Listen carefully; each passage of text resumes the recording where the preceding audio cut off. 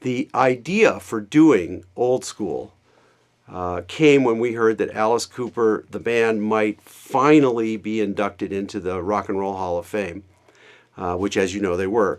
But as soon as we heard that there was a possibility and that they were going to be nominated, we started to work on this idea because we thought even if they didn't get in, it would be kind of cool to put the box set out and to give the hardcore fans, the ones like you who've stuck with us for all these years, something new and exciting and something that you haven't seen before in a nice, sexy box, well packaged and put together, and something that you could treasure for the rest of your life.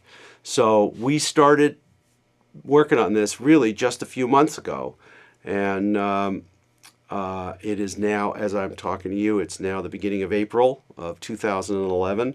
So we pulled this thing together in record time. We assembled a team of Alice Cooper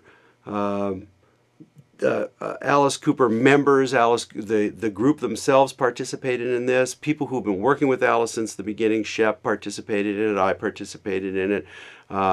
We brought on board Ernie Shuffaloo, who did some of our most iconic Alice Cooper covers and packaging, starting with the desk, the famous Schools Out desk.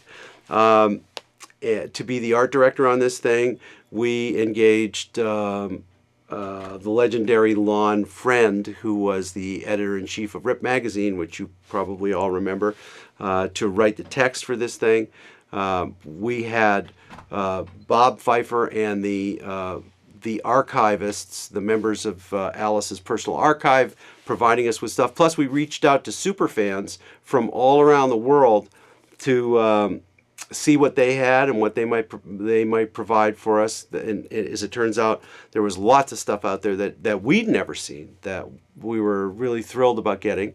The idea behind this was to concentrate on the Alice Cooper group years, from their very first getting together in 1964 to even think about having a band, and all the way up until the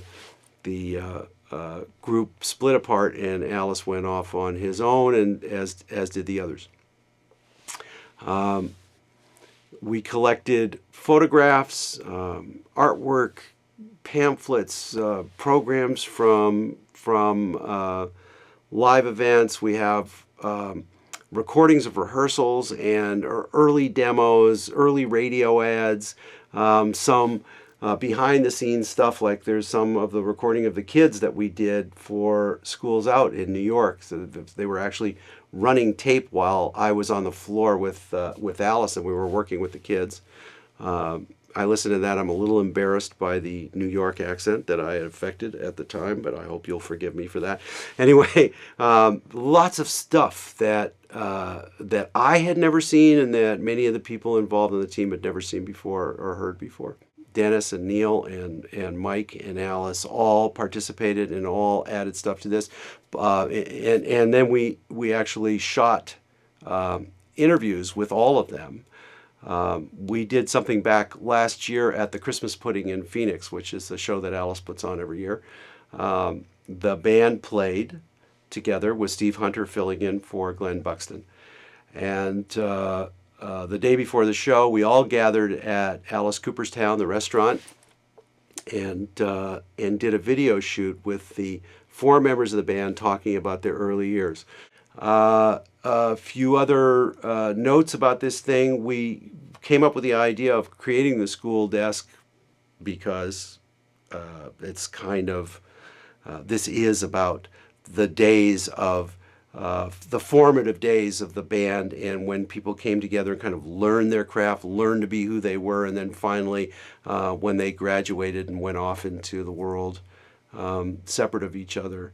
So that informed the whole project. From that point on, we realized we're making effectively like graduation day yearbook commemorative package. So we have the desk, and we have the high school yearbook, which is written in that style and laid out in that style. and then various treasures inside of the desk that you can find, and little messages on the desktop and so on. And I hope you like that idea, because we really loved it, and we like the idea of calling it old school too, because those days, that approach, the band, all of us we were old school, and we were doing things in the way that rock started. This is not just a lesson in sort of how the Alice Cooper Band formed and how these guys became successful, but it's also a kind of snapshot of the experience for all the great bands at the time. It's the same sort of trajectory that all of them enjoyed, and the same sort of experiences that they all had to go through. Time for some